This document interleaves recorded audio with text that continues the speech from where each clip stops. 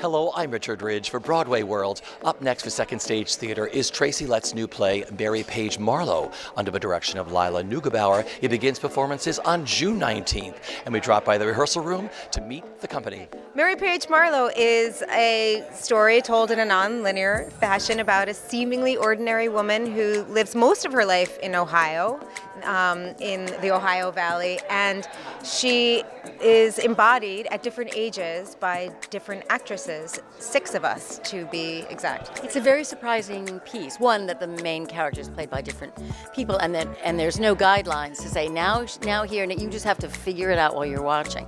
And it's not in not in a sort of historical order. It's all around. So there's so much that the audience needs to do to participate in a very fun way. Like, what is this and when was this? So much fun. Yeah. It's just such an incredible experience to get to share a part with so many women and collectively create a character with our different life experience and our different kind of techniques of getting into her and emotional life. It's just, it's totally unprecedented. Yeah, I think we're learning a lot. I think being in a room with people who are also playing your role, especially in the younger years, we're learning where she's going to be.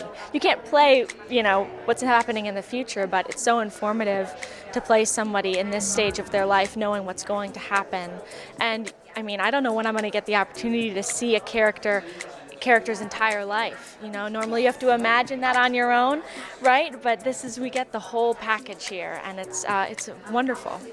We move into the theater tomorrow. I'm very excited to see. It's always very exciting to move onto the stage because things that you've been imagining in the space, in the rehearsal space, become real, and it pops up a level, and I think we're ready for it. It made me happy to be with these amazing people, and even though we all play her at different points in her life, it seems like we already know so much about it. It's just so amazing.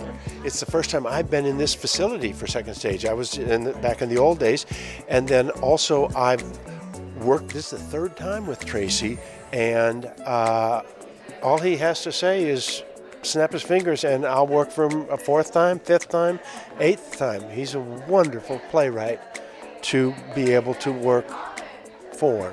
It feels a little bit like coming home, I mean, the theater community in New York, if you're fortunate enough to get work, it's a pretty small community. And so when I show up to the first day of rehearsal, I look around and I know half the people in the cast and Carol, of course, and it's great. That there is a moment in this play in which a man in a hotel room asks a woman in that hotel room, don't you worry about getting caught? And she says, men get caught. And he says, why is that, do you think? And she says, they can't stand not being known. And there was wisdom in that line that for me was so powerful that in that moment I knew immediately that I had to direct this play.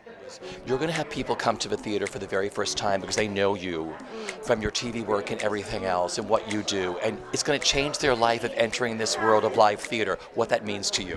Whoa, Jesus. A lot of pressure I'm putting on you. Yeah, right. That's incredible. I mean, I grew up, watching theater and being involved in theater, and it's always been my favorite place. It's just such an inclusive, beautiful space and a communal experience and something that is in the moment shared with people. So if that is people's first time, I'm very excited for them. I'd love to experience theater for the first time, what that is. I mean, I feel like every time I watch a play on Broadway or a musical, I'm like right back to being 7 years old and like just in awe. So yeah, it's exciting.